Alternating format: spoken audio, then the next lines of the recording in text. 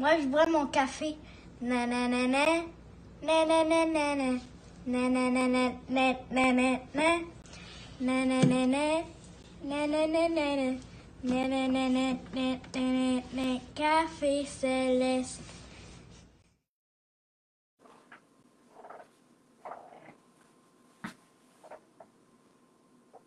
Hey, salut tout le monde, j'espère que ça va bien. Bon matin, bonne journée, bonne nuit à ceux qui sont en différé. Je suis content d'être avec vous ce matin et bienvenue à ce Café Céleste. Je demandais justement à Lawrence et Karine il y a quelques instants comment vous le buvez. J'aimerais savoir comment vous buvez votre café. Moi, je le bois noir, très corsé, mais vous, comment vous mettez ça? Crème, sucre... Des fois, il y en a qui disent 5 sucres, 1 lait. En tout cas, c'est la joke, mais vous pouvez écrire comment vous buvez votre café, ça va nous instruire. J'appelle la bénédiction sur vous. J'espère que je vais vous être en bénédiction. Je veux remercier Lawrence pour son aide. On est non seulement sur Facebook, mais on est aussi sur YouTube live en même temps. Et sans Lawrence, on n'est pas aussi loin. Vraiment. Puis que le Seigneur vous bénisse. J'espère que ce matin, vous allez être bénis, encouragés, ressortir tellement encouragés que vous allez être encourageants, encourageantes et faire la différence partout où vous allez passer, que les gens vont avoir une saveur du ciel au travers ta vie, par toi, au travers toi. Amen. Avez-vous aimé le petit David? Salut David, t'as chanté. David m'a envoyé ça avant Noël. Il voulait faire ça. C'est le fils attends un peu, de Donald et Nancy Pomerleau. Et je les salue bien haut, bien et bien bas. Et ainsi que David, qui a, je sais pas, je pense qu'il a 8 ans ou 9 ans, je sais pas quel âge il a. Il a l'air grand, mais vraiment, son départ est lancé. Il va être un chanteur. Voilà. Hey, il chante, il décide de faire le thème. Puis ça a donné l'idée à si vous voulez, vous, apparaître à un moment donné dans l'intro comme ça, eh bien, vous nous envoyez ça dans les messages en personnel, pas direct parce que vous allez déjà entendu, ça va être fait. On veut garder les surprises. M'envoyez ça sur mon Facebook personnel, m'envoyez une belle petite présentation comme ça. On va vous faire passer éventuellement. Donc, la puce, tu auras juste à réécouter le début. Mais manquez pas ça, ça rajoute une petite saveur. Et David, je bénis ton onction, l'onction sur ta voix. Tu es un beau petit garçon, le Seigneur va te bénir. Puis j'appelle la vie sur vous, sur votre famille en ce moment, dans le nom de Jésus. Merci, Donald et Nancy, d'avoir accepté que votre fils prête sa voix pour pouvoir annoncer le Café Céleste. Alors, sans plus tarder, prenez votre Bible ce matin. Allez, prenez votre Bible. On a besoin, comme jamais auparavant, de prendre notre Bible dans les temps qu'on vit. Hey, come on! Et déclarez avec moi. Allez, je veux vous entendre. Déclarez-le. Voici ma Bible. Dites-le. Voici ma Bible. Je suis ce qu'elle dit que je suis. Je suis ce qu'elle dit que je suis. J'ai ce qu'elle dit que j'ai. J'ai ce qu'elle dit que j'ai. Et je peux faire ce qu'elle dit que je peux faire. Et je peux faire ce qu'elle dit que je peux faire. En cet instant, je me dispose à entendre la parole de Dieu et par sa grâce, à la mettre en pratique. Aujourd'hui, je choisis de faire comme Dieu dira. Au nom de Jésus, Amen. Yes. Hey, wow, quelle semaine au Canada, les amis. Quelle semaine. Amen. C'est non seulement une grosse semaine, mais c'est une semaine historique. Gardez les photos. C'est énorme ce qui vient de se passer cette semaine. Ça prend juste, vous savez, une poignée de gens qui décident de se mobiliser. Nos camionneurs, puis on veut les bénir. Puis, il y en a qui ont des bons motifs, il y en a qui ont des moins bons motifs, mais l'important, c'est d'être une voix. Et on voit ce que l'unité dans une dimension peut faire. Amen. Et ils se lèvent, sont unis pour faire quelque chose, tout en même temps. Et le jour qu'on décide de faire toutes les choses en même temps, dans un esprit d'unité, eh bien, c'est là qu'il s'active quelque chose. Il y a quelqu'un qui a dit « La colère est l'enfantement d'une saison nouvelle. » OK? Tant que tu ne te fâches pas sur quelque chose qui se passe de négatif dans ta vie, il ne se passera rien. Le jour où tu vas te fâcher, c'est là que va s'enfanter une saison nouvelle dans ta vie. Si vous ne me croyez pas, vous voyez Jésus qui arrive dans la maison de prière et qui voit que c'est une foire, que c'est devenu une business dans le temple. Qu'est-ce qu'il fait? Il sort le fouet, passe le fouet, il fouette, il fouette les choses. Et à cause de cela, eh bien, il dit, ma maison ne sera pas une maison pour une caverne de voleurs, ça va être une maison de prière. Et le jour que tu vas te fâcher pour que ta maison, chez vous, devienne une maison de prière, eh bien, c'est lorsque tu décides, lorsque tu enclenches, que tu te mets en colère de ce qui ne fonctionne pas selon le royaume dans ta vie et que tu dis, à partir d'aujourd'hui, le royaume est activé. Et je t'encourage à faire le point. Là où ça ne fonctionne pas dans ta vie, fâche-toi. Fâche-toi de cette situation-là. Ça ne veut pas dire de juste chialer puis de râler, non. Non, ça peut peut-être dire que en te fâchant, tu entres dans une dimension louange. Tu entres et tu décides que ta maison est une maison de prière. Moi, je décide, je ne sais pas pour vous, mais moi, je décide que ma maison va être reconnue comme une maison de sainteté, une maison de prière, que quand les gens vont regarder ma maison, il y en a qui passent devant ma maison de temps en temps, vous klaxonnez même. J'en connais une couple qui klaxonne, je sais que c'est des amis dans ce temps-là, mais la chose qui se passe, c'est que quand ils voient ma maison, j'ose croire qu'ils pensent que celui et celle qui reste dans cette maison sont des soldats, des soldates du roi des rois. Amen. Et j'appelle que vous preniez cette décision. Je vous encourage à dire, notre maison est consacrée à l'Éternel. Le jour où tu le dis, j'aimerais te dire que cette dimension va s'installer sur ta vie, dans tous les domaines de ta vie. Amen. Les camionneurs décident de se rencontrer à Ottawa hier. Ils ne pouvaient pas choisir un meilleur temps. Il faisait super fret. Il ne faisait pas froid, il faisait fret. Mais fret, pas fret. Il était prêt. Amen. Plus d'1 million de personnes qui se rassemblent. Pas de publicité sauf l'Internet. Vraiment fou. Pas de publicité à TV, pas de publicité à radio. Juste quelqu'un qui se fâche et qui dit, à partir d'aujourd'hui, on enclenche quelque chose. Maintenant, on va voir ce que ça va donner. Mais j'aimerais vous encourager, les amis, à prier pour M. Trudeau. À prier pour M. Justin Trudeau, notre premier ministre.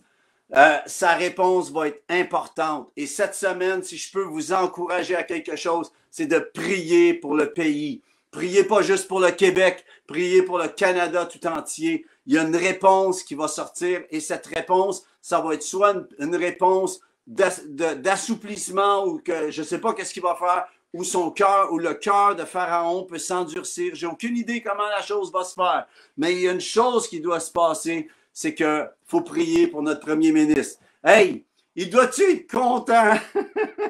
Il cherchait une façon de ne pas se pointer. Son fils, ça donne qu'il pogne la COVID. J'espère qu'il ne l'a pas pogné fort. On appelle la bénédiction sur son garçon, sur la famille de M. Trudeau. Mais quel bon timing! Il doit avoir dit « Gloire à Dieu! » Non, je fais une blague. Mais pensez-y, c'est quel bon timing pour pas avoir à se présenter. Vraiment.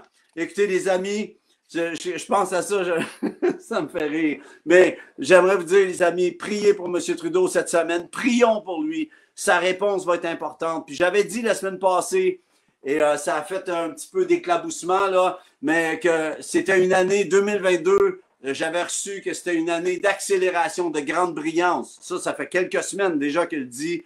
Mais j'avais amené le verset la semaine passée de Jérémie 12:8 qui disait « Si tu cours avec les piétons et qu'ils te fatiguent, comment pourras-tu lutter contre des chevaux? » Parce qu'on vit cette année une année où ça va être une accélération. Et ceux qui avaient de la misère même à marcher vont avoir de la misère à courir. C'est pas un jugement ou quoi que ce soit. C'est attelle-toi. Ce que je voulais dire dans mon cœur, c'est attelle-toi. Prépare-toi pour shifter dans l'accélération de Dieu. Et il n'est pas trop tard de dire, moi j'accélère en Dieu, moi je prends le pas de Dieu. Et Dieu veut nous amener de passer à voici, car Job, il disait, mon oreille avait entendu parler de toi, maintenant mon œil te voit.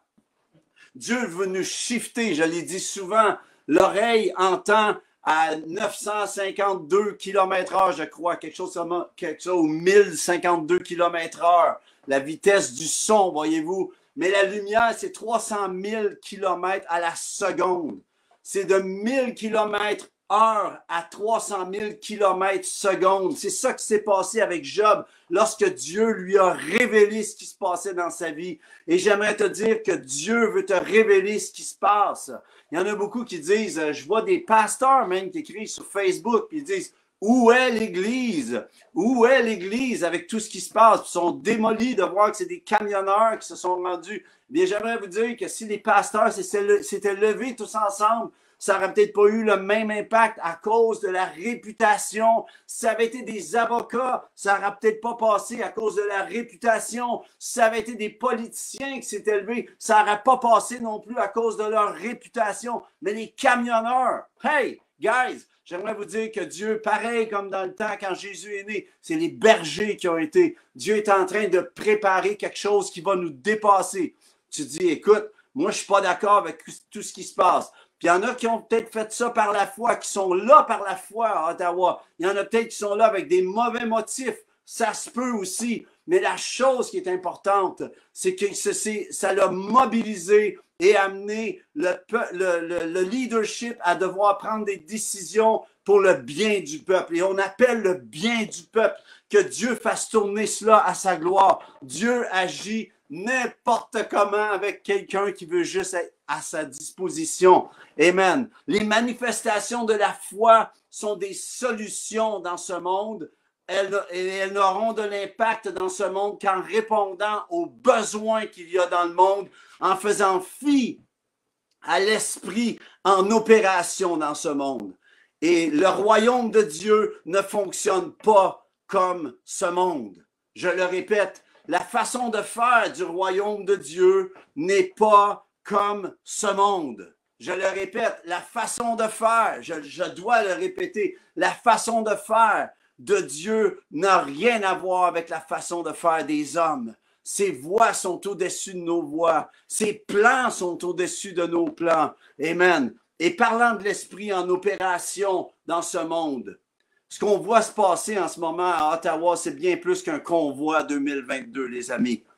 Et j'aimerais nous encourager à s'efforcer à fonctionner dans l'amour, le respect et l'unité. Je le répète, l'amour, le respect et l'unité.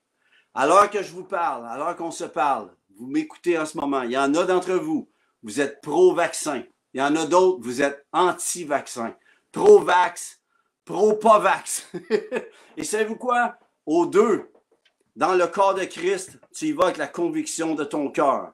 C'est mon point de vue. C'est le positionnement que j'ai pris face à tout cela. Tu es pour le vax? Tant mieux. Moi, personnellement, Nathalie et moi, on s'est fait vacciner. Pourquoi? Parce qu'on devait aller prêcher et chanter l'été passé dans un lieu des Premières Nations en Abitibi avec le GU et il exigeait qu'on soit vacciné. Alors, pour la cause de l'Évangile, je me suis fait vacciner. OK? Ça, c'est moi. Mais si tu n'es pas pour le vaccin, sais-tu quoi? Je t'aime quand même. Et je m'en contrefous. La seule chose, vax ou pas vax, OK? La seule chose, c'est on dit non au fait qu'il y ait un passeport pour faire qu'on rentre dans une église ou pas. Parce qu'on ne peut pas ségréguer les gens. On ne peut pas faire que les gens qui ne sont pas vaccinés n'ont pas droit d'entrer dans la maison du roi des rois. Et j'aimerais déclarer, par contre, vacciné ou pas, si tu te sens pas bien, reste chez vous. Tu es vacciné, tu as la grippe, même juste une grippe, reste chez vous. Tu n'es pas obligé d'être contagieux comme ça. Puis si tu es vacciné, tu as des symptômes, reste chez vous. Tu n'es pas vacciné, tu es grippé, tu as des symptômes, reste chez vous. OK? Mais la chose qui se passe, c'est que Dieu ne veut pas qu'on ségrègue, qu'on ait cette pensée du monde de séparer l'Église avec les vaccinés et les pas vaccinés. Savez-vous quoi? Moi, j'ai des amis qui sont vaccinés, je les aime. Des amis qui sont pas vaccinés, je les aime. C'est quoi? Puis la chose qui se passe, ça change rien. Et l'Église ne doit pas accepter ce mode de pensée, les amis. On ne doit pas accepter de ségréguer les gens dans l'Église. Nous sommes un en Jésus et on déclare l'amour et le respect. Parlant de respect, si vous m'écrivez un commentaire suite à ce que je prêche, je vous demande de le faire avec respect, tout le temps, parce que je vous respecte aussi. Le jour où vous ne me respectez pas, je flush ça. OK? Mais vous avez le droit de dire ce que vous avez à dire. Ça me fait plaisir de vous entendre, en autant que c'est dans le respect. Amen. La seule chose que je dois nous encourager, toujours, c'est de pouvoir, si on se rend compte, les normes sont là, ça dit de se laver les mains. Écoute, c'est pas un problème. Dans la Bible, ils disent de se laver les pieds. Alors, il n'y a aucun problème avec ça. Porte ton masque, distance, whatever. Mais la chose qui se passe, les amis, assurons-nous, mettons tous nos efforts à demeurer dans l'unité et que l'Église ne soit pas séparée, ne se divise pas pour un truc qui n'est même pas une doctrine, les amis. Et on ne doit pas devenir partisan de quelque chose qui n'est même pas doctrinal. OK? Alors, je vous encourage à l'unité, à l'amour et au respect. Amen. Parce qu'on doit, c'est ça qui va nous garder au travers les temps qui sont difficiles. Tu as besoin de moi, j'ai besoin de toi et on a besoin de s'encourager les uns et les autres. Mais le plus important, j'aimerais vous encourager cette semaine, vraiment cette semaine, prions pour M. Trudeau. J'aimerais ça même qu'on prie. Seigneur Dieu, on veut t'élever, M. Trudeau. On te remercie pour ta main.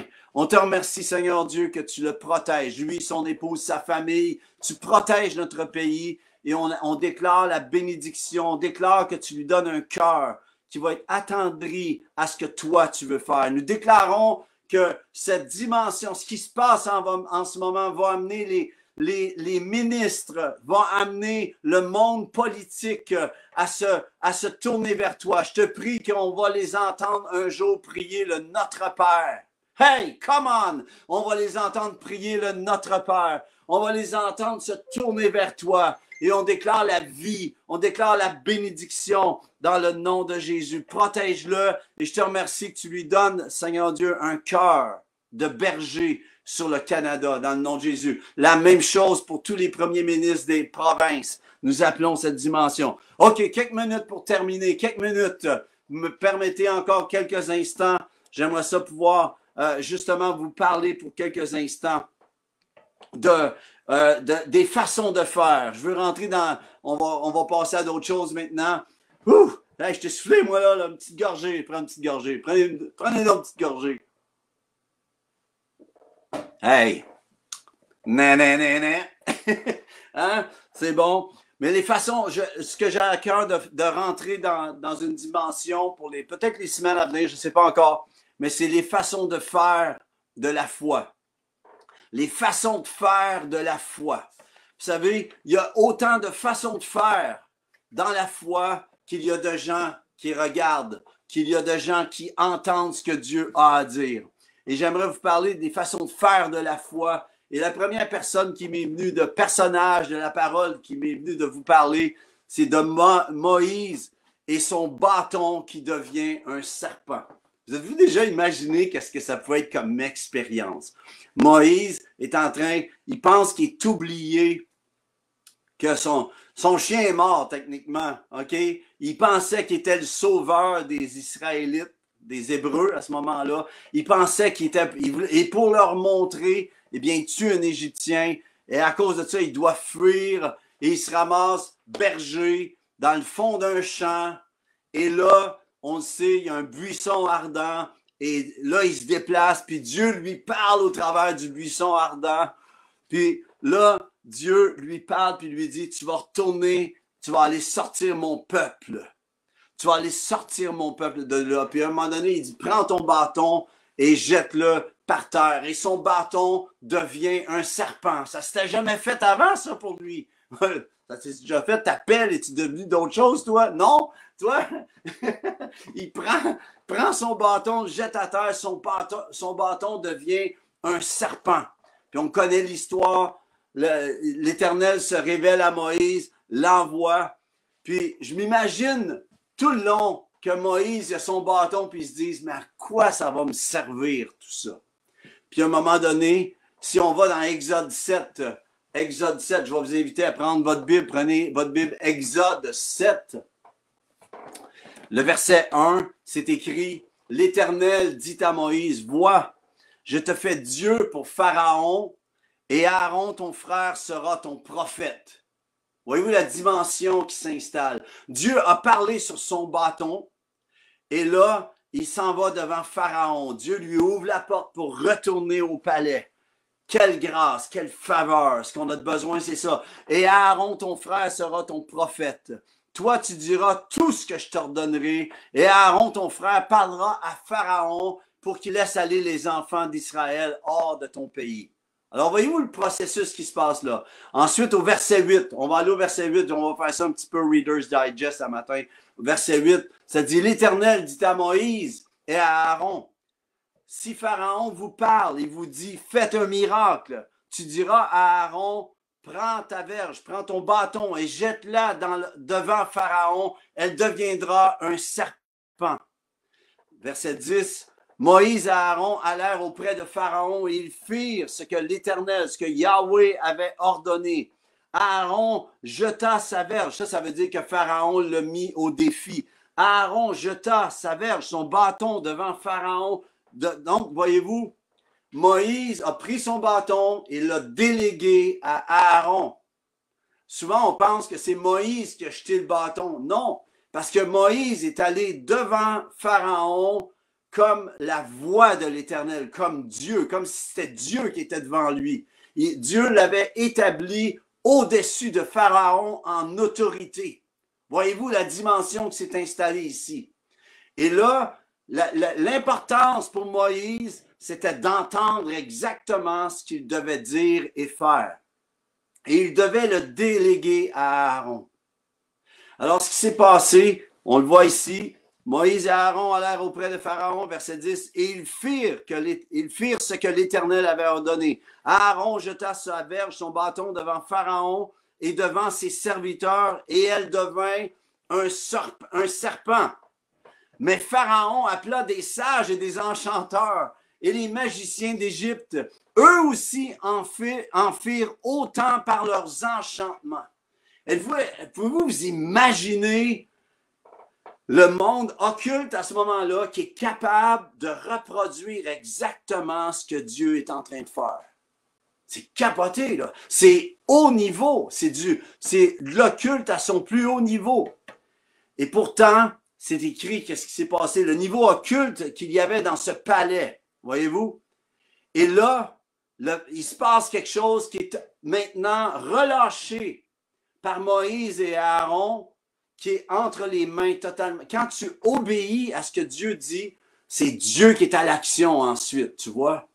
Et Dieu, il avait montré à Moïse que son bâton pouvait devenir un serpent, mais il n'a pas montré ce que le serpent pourrait faire.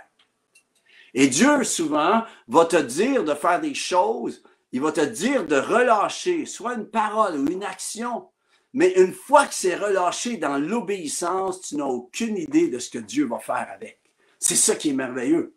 Et là, ici, il se passe un miracle de fou. J'aime ça.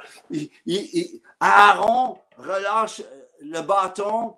Eux font la même chose, font exactement la même chose, sont capables de faire la même chose, mais la coche de Dieu, le café céleste, le ton ordinaire, imaginez la dimension ordinaire de leur foi a activé quelque chose de surnaturel, d'extraordinaire, mais encore plus que ça, Dieu rentre dans le coup. Dieu s'installe. Et là, alors que eux, par façon occulte, sont capables de faire la même chose, le bâton de Dieu, qui est devenu un serpent, avale tous les autres serpents qui sont là. Je m'imagine, je dis, wow, wow. Et la verge d'Aaron engloutit leur verge. Le bâton devenu serpent d'Aaron engloutit les serpents. Le cœur, puis là c'est écrit, le cœur de Pharaon s'endurcit il n'écouta point Moïse et Aaron selon ce que l'Éternel avait dit, parce que Dieu l'avait déjà annoncé à Moïse, que Pharaon endurcirait son cœur et qu'il y aurait une mise en lumière sur Pharaon, sur sa maison et sur tout le pays. Et je veux vraiment vous encourager, voyez-vous, ce qui se passe. Puis moi, ça me touche ce verset-là, parce que vraiment, quand ça dit que le bâton d'Aaron a mangé le bâton, tous les serpents là, des magiciens, ça me touche parce que ça me fait rappeler à mon propre témoignage.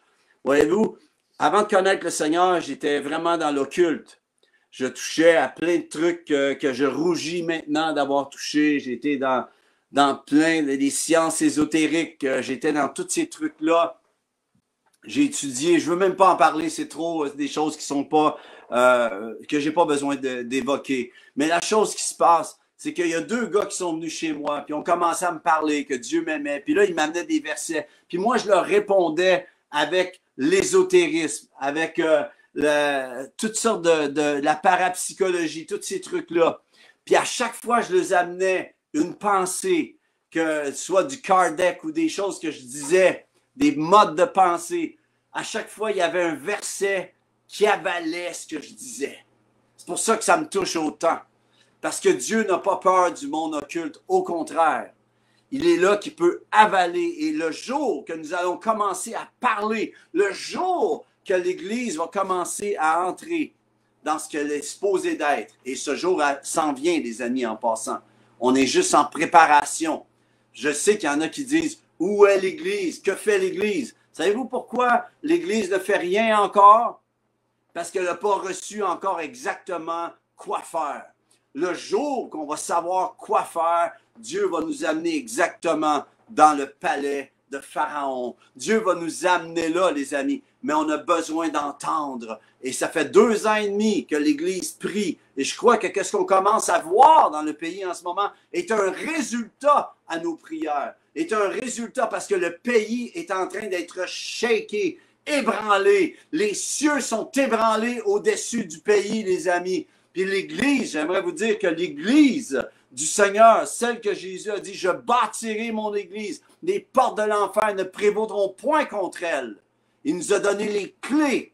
Amen. Et j'aimerais vous dire, les clés du royaume de Dieu sont en train d'être activées. Il y en a certains d'entre vous, certaines d'entre vous. Vous avez commencé à comprendre comment opérer dans le royaume. Et Dieu se prépare un peuple en ce moment pour parler dans ce pays, pour parler dans cette province, pour parler dans cette ville, pour parler dans votre maison au départ. Ça commence chez vous, ça commence dans votre maison.